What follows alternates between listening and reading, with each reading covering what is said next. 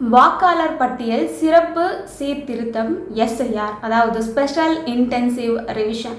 So இதுதான் வந்து SIR. இந்த எஸ்ஐஆரை வந்து பல எதிர்க்கட்சிகள் வந்து எதிர்க்கிறாங்க. முதல்ல எஸ்ஐஆர்னா என்ன?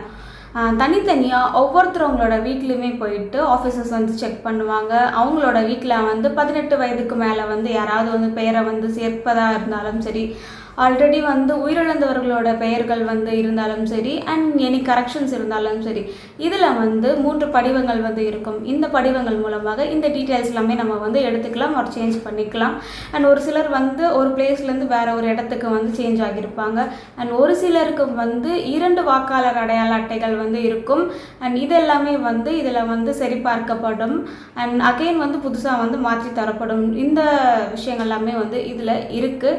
அண்ட் இதில் வந்து முதல்ல வந்து ஆஃபீஸர்ஸான இந்த டீச்சர்ஸ் அண்ட் அங்கன்வாடியில் இருக்கிறவங்க எல்லாருமே வந்து இதெல்லாம் போயிட்டு வீடாக போயிட்டு சரி பார்ப்பாங்க.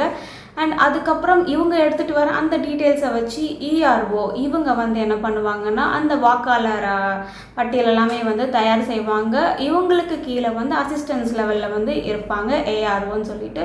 இவங்க தயார் பண்ண இந்த பட்டியலை வந்து டிஸ்ட்ரிக்ட் மேஜிஸ்ட்ரேட் கிட்ட வந்து கொடுப்பாங்க. ஸோ அந்த வாக்காளர் பட்டியலில் ஏதாவது வந்து மிஸ்டேக்ஸோ இல்லை எனி கரெக்ஷன்ஸ் ஏதாவது வந்து ஒரு சில மனுக்களை வந்து கொடுக்கணும்னா இவங்ககிட்ட கொடுத்தா இவங்க வந்து விசாரிப்பாங்க. ஸோ இவங்களுக்கு மேலே வந்து இந்த தலைமை தேர்தல் அதிகாரிகள் எல்லாமே இருப்பாங்க. இவங்க வந்து இது எல்லாமே வந்து கரெக்டாக இருக்கா இதெல்லாமே வந்து சரி பார்ப்பாங்க. இதுதான் வந்து இவங்களோட ரோல்ஸ். இந்த எஸ்ஐஆர் வந்து ஆல்ரெடி பீகாரில் வந்து முடிஞ்சு இருந்துச்சு. அண்ட் இந்த பீகாரில் பண்ண எஸ்ஐஆரால் வந்து 42 லட்சம் பேர்கிட்ட வந்து அந்த ஊரில் இருந்து வந்து நீக்கப்பட்டிருக்காங்க வாக்காளர் அடையாள அட்டையிலேருந்து. அந்த வாக்காளர் பட்டியலேருந்து 42 லட்சம் பேர்கிட்ட வந்து நீக்கப்பட்டிருக்காங்க.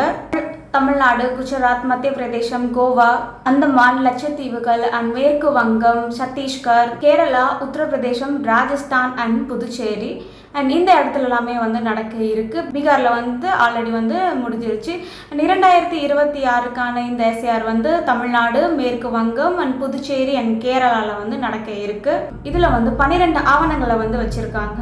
என்னெல்லாம் பார்த்தீங்கன்னா birth certificate, community certificate and degree certificate, 10th or 12th degree certificate, passport, ration card, அரசு ஊழியராக இருந்தீங்கன்னா அந்த ஒரு அட்டை, 1987 அந்த டைமில் வந்து கவர்மெண்ட் வழங்கிய ஏதாவது ஒரு அடையாள அட்டையான தபால் நிலையத்தில் இருக்கிறதா இருக்கட்டும் அண்ட் வங்கி அட்டையாக இருக்கட்டும், இந்த மாதிரியான ஐடென்டிஃபிகேஷனுக்காக இருக்கிற அட்டைகள், நிரந்தரமாக வந்து இருக்கிற அந்த ஒரு இருப்பிட சான்று அந்த சர்டிஃபிகேட், வனப்பகுதிகளில் வந்து வசிப்பவராக வந்து இருந்தால் அந்த வனப்பகுதியில் இருக்கிற அந்த ஒரு certificate, NRC and ration card, இளம் வீடு இருக்கிற அந்த ஒரு சர்டிஃபிகேட் அண்ட் ஃபைனலாக உச்சநீதிமன்றம் வந்து ரீசெண்டாக வந்து இப்போ ஆட் பண்ணியிருக்காங்க ஆதார் அட்டை. இந்த 12 ஆவணங்களை வந்து சொல்லியிருக்காங்க. இதுக்கு கீழே வந்து 3 படிவங்கள் வந்து இருக்குது. படிவம் 6, 7, 8. இந்த படிவம் 6ல் என்னெல்லாம் இருக்கும்னு பார்த்தீங்கன்னா, படிவம் 6 வந்து 18 வயதுக்கு மேற்பட்டவர்கள் வந்து புதுசாக வந்து இப்போதான் வந்து பெயரை வந்து சேர்க்கணும்னா இந்த படிவம் 6 வந்து எடுத்துக்கலாம். இதே படிவம் 7 வந்து பெயரை வந்து நீக்கம் பண்ணுறதுக்காக உயிரிழந்தவர்களாக இருக்கலாம், இல்லைனா வந்து வேற இடத்துக்கு வந்து இடம் வந்து மாறி இருக்கலாம். இந்த மாதிரியான விஷயங்கள்ல வந்து படிவம் 7 வந்து எடுத்துக்கலாம். இந்த படிவம் 8 வந்து எனி கரெக்ஷன்ஸாக இருக்கட்டும் இல்லை அட்ரஸ் சேஞ்சஸாக இருக்கட்டும், இது எல்லாமே வரும். இந்த 3 படிவம் வந்து இருக்கு. எதிர்கட்சிகள் வந்து ஏன் வந்து இந்த எஸ்ஐஆரை வந்து எதிர்க்கிறாங்க? பீகாரில் வந்து 42 லட்சம் பேர்கிட்ட வந்து வாக்காளர் பட்டியலில் இருந்து அவங்களோட பெயர்கள் எல்லாமே வந்து நீக்கப்பட்டிருக்கு.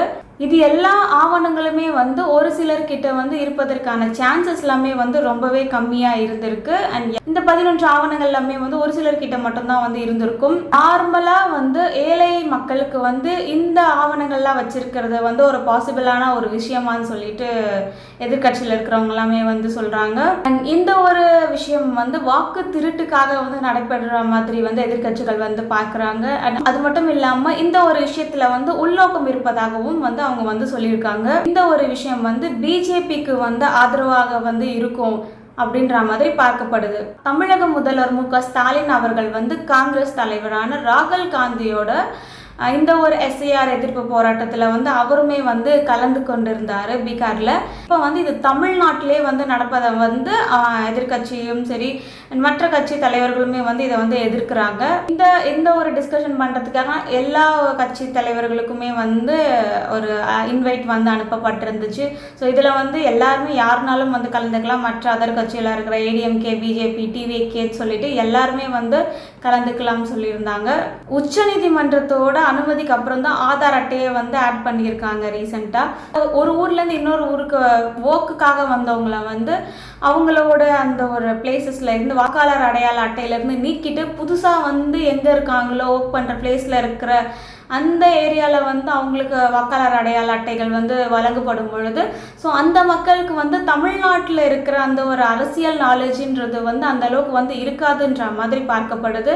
ஸோ அவங்க வந்து அவங்களோட சப்போர்ட் வந்து பிஜேபிக்கு ஆதரவாக தான் இருக்குன்ற மாதிரி பல அரசியல் தலைவர்கள் வந்து சொல்லிட்டு இருக்காங்க. அண்ட் இந்த ஒரு விஷயம் வந்து ஓவராலாக வந்து அந்த ஒரு பொலிட்டிக்கல் அந்த சிஸ்டத்தையே வந்து பாதிக்கும்ன்ற மாதிரியும் பார்க்கப்பட்டு இருக்கு. அண்ட் இந்த ஒரு விஷயத்தை பற்றி நீங்கள் வந்து என்ன நினைக்கிறீங்க? இந்த எஸ்ஏஆர் வந்து ஆல்ரெடி வந்து வழக்கத்தில் வந்து இருந்துகிட்ருக்கு. அண்ட் இப்போ வந்து இந்த எஸ்ஏஆர் நடைமுறையை வந்து நவம்பர் 4ல் இருந்து தேர்தல் ஆணையம் வந்து பண்ணுவாங்கன்ற மாதிரியான ஒரு அறிவிப்பையுமே வந்து வெளியிட்டிருக்காங்க. ஆனால் தமிழ்நாட்டில் இருக்க கட்சி தலைவர்கள் எல்லாமே வந்து அதை வந்து ஆதரிக்கலை. அண்ட் இதை பற்றி மக்களாகிய நீங்கள் வந்து என்ன நினைக்கிறீங்க? உங்களுடைய கருத்துக்கள் வந்து என்னன்றதை பற்றி கமெண்ட்டில் வந்து ஷேர் பண்ணுங்கள்.